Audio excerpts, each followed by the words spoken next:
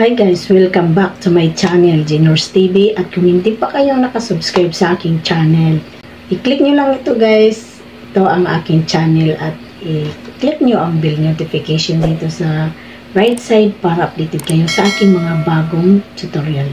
So ayan na nga guys, ang ating tatalakayin ngayon ay kasi meron mga nagtatanong sa akin guys kung paano kitaan sa may agency at walang agency.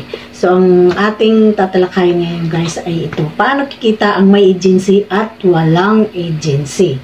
So sana panoorin nyo ito para malaman nyo kung ano ang pinagkaiba. So ayan na nga guys, ang una kong masasabi sa inyo, kahit wala kayong agency, kikita pa rin kayo.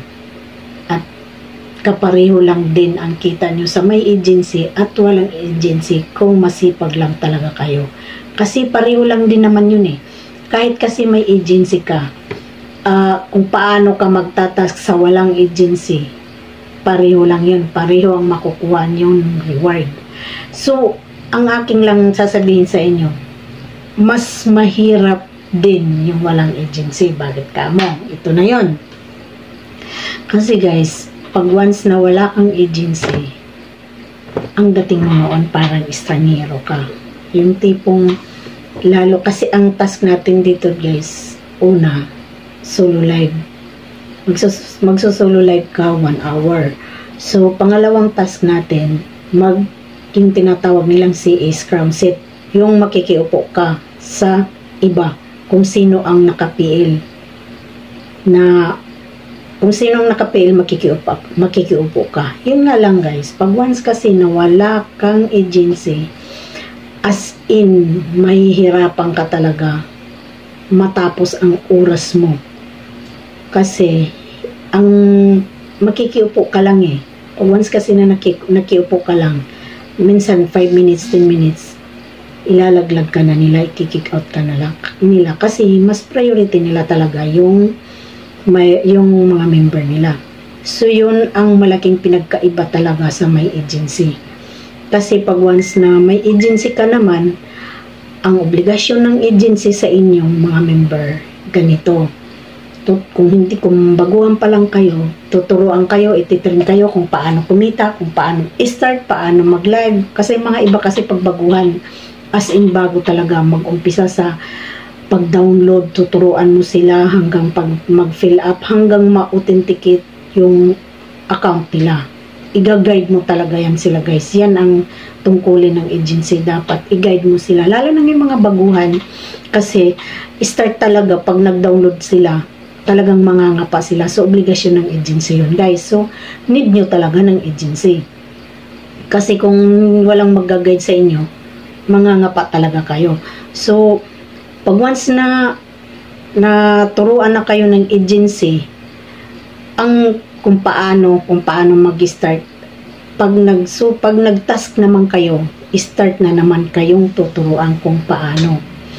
Magmula sa pag-solo live, 1 hour hanggang kung paano nyo makukuha yung reward nyo.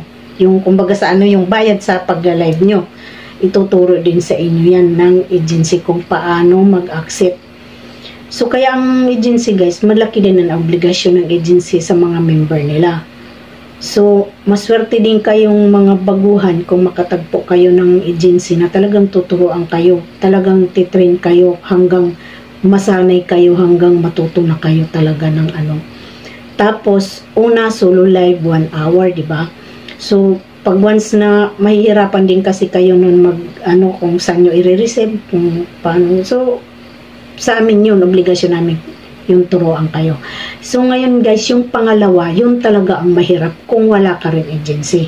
Kasi yung task number 2, makikiupo ka lang sa ibang may agency. Kasi ang mga may agency, mayroon talaga sila nag-u-open na halos 24 hours na account para lang mapag-crown seatan ng kanilang mga member. So, siyempre guys, alam nyo, yung crown seat na yan, pwede namin ilock yan na walang makakaupo na hindi member. Yun ang gawain ng mga ibang agency. Pero ang aking agency ay open lang yan. Hindi ako naglalak ng upuan. Kasi ayoko yung mga member ko na ay bawat pasok ng member ko, kung wala ako, kung busy ako, hindi ko ma-accept yung request nila. So, kawawa din sila, maghihintay sila sa baba kung kailan ko i-accept. So, siyempre, mahirap din yung ganon. So, kailangan, ang ano ko, pag once na inupin ko yung PL ko, para makapag-transit ang aking mga member, naka-open lang yan. Hindi ko nilalak yung upuan. So, bahala na sila noon. Open talaga siya. So, ngayon, yun ang mahirap guys pag wala kayong agency kasi as in masasabi ko siya kasi hindi talaga kayo matatapos, baka yung 2 hours nyo o 1 hour na pag crown seat nyo, baka maghapon kayo sa kakatalon-talon kasi yung iba talaga pag hindi mo ka-agency talaga, pag hindi ka ka-member, matagal na yung 10 minutes sa pag-upo sa crown seat na yun, ilalaglag ka talaga nila. So, ayan guys, yung mahirap talaga. Yun ang number one na pinagkaiba sa may agency at walang agency. So, ngayon naman, pagdating naman sa kitaan na itinatanong ng karamihan kung kikita naman kayo kahit walang agency. Kikita kayo kasi kapareho lang ang task ng may agency at walang agency guys. So, ayan, kasi may nagtanong dito kaya hindi naman napilitan. Talagang tutorial ko talaga to. Yun lang minsan kasi pag busy ako, hindi ako nakakapag-tutorial kasi siyempre nagla-live pa ako. Madami pa akong ginagawa. So, yung mga may nag-i-inquire pa, tuturuan pa. So, minsan nakakalimutan ko na ng mag-tutorial. Pero pag mayroon akong nababasa sa mga ano nila na paulit-ulit, tinatanong nila. So, yun, nagagawaan ko ng paraan na mag-vlog ulit para masagot ko yung mga katanungan nila. Katulad nito kay sino kasi yon? Kay Maridel Dumaging. Maridel Dumaging. Ito guys, tingnan mo no. Paano po kung hindi makapag-CS tax sa isang araw? Minsan kasi wala akong maupuan. Hindi nila ako pinapaupo. Yun ang malaking problema pag once na wala kang agency guys, kasi hindi ka talaga pauupuin ng ibang may mga PL na pag hindi ka member, hindi ka talaga nila pauupuin. So, pag once nga hindi ka nakahanap, wala kang tiyaga maghanap ng mauupuan, wala. Yung maghapon mo, yung isang araw mo, sayang, wala kang makukuha.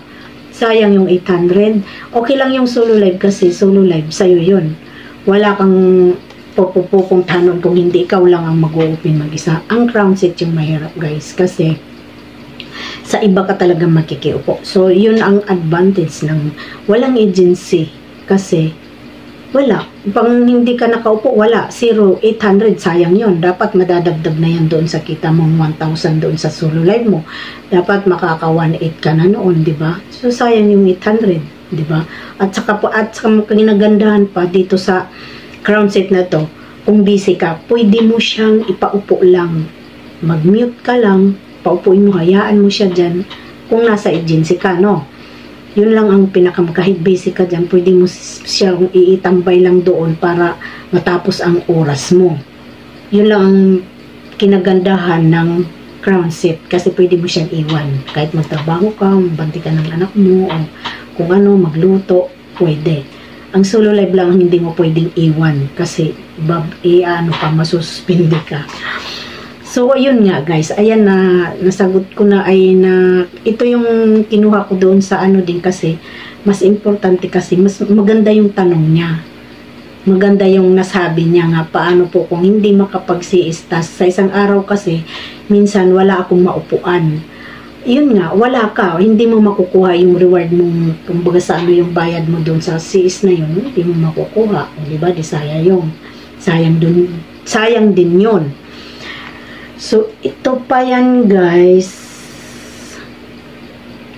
Tsaka ito pa yan guys, yung isa rin na nagsasabi, kumbaga sa ano, nasagot ko na ang nasagot ko na ang inyong katanungan kung paano ang pinagkaiba. Hindi pala. Ang kinagandahan kasi guys sa may agency. Kasi ang agency, yun ang pinakabahay nyo. Uulitin ko na naman ulit kasi siguro yung iba hindi na baka hindi na nila mapuntahan yung iba kong tutorial. So, ulitin ko na naman. May agency kasi maganda kasi parang bahay mo na yan na mauuwian mo. Kahit anong oras ka pwede mag-task sa CS, pwede. Mag-PM ka lang sa GC, sabihin mo, oh ma'am, pwede, hindi pa ako nakapag-CS, pwede ba ako mag-CS? If ever na naka-off siya, i-open yun para sa'yo. Kasi ang agency, obligasyon kanya obligasyon kanyang makapag-task. So, hindi yan pwedeng makahindi. Depende lang kung busy talaga siya.